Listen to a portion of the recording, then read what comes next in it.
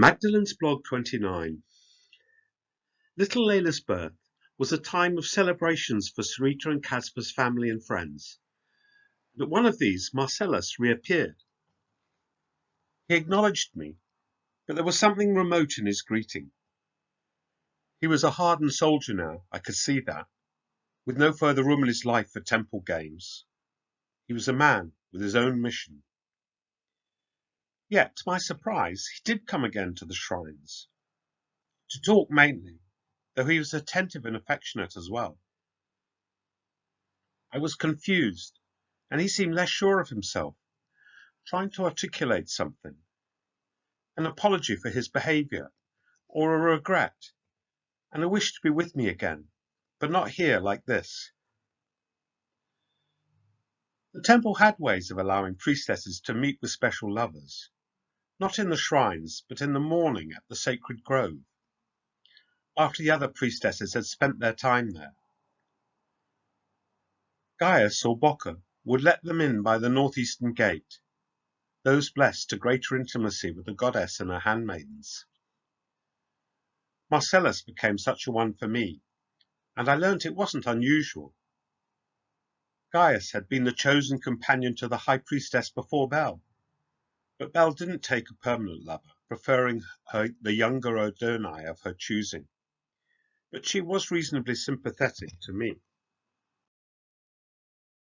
Sometimes the man would indeed become a lifelong companion, but more often these affairs just ran their course. Occasionally the pair would get married, and the priestess would leave the temple, but not very often.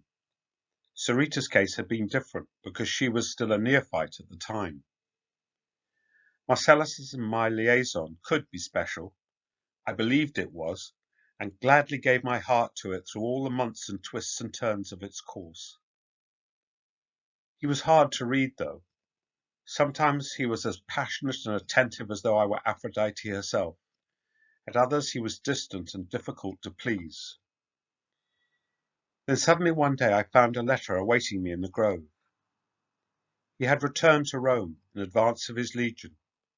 He was so sorry that it was like this, and was not what he wished, but he had no choice in the matter. He had been called, and did not expect to return. He could only wish that I would be happy without him, but that he would always hold me dear to him. That was it. I was distraught for weeks, especially as there had been no warning that this might happen. We had been making plans for the coming summer, how we might escape the confines of the temple. Then just 2 days later, he left that letter for me and was gone. All the talk, all the loving, all the sharing, gone. I didn't understand. I had no concept of how lost I could feel. No one could help me. I cried into my pillow for what seemed like hours, several nights in a row, with the refuge of sleep impossible to find. Why? Why? Why? Eventually I was able to get back to something like my normal life, but the scar was always with me. The love business had pitfalls, and I had barely begun.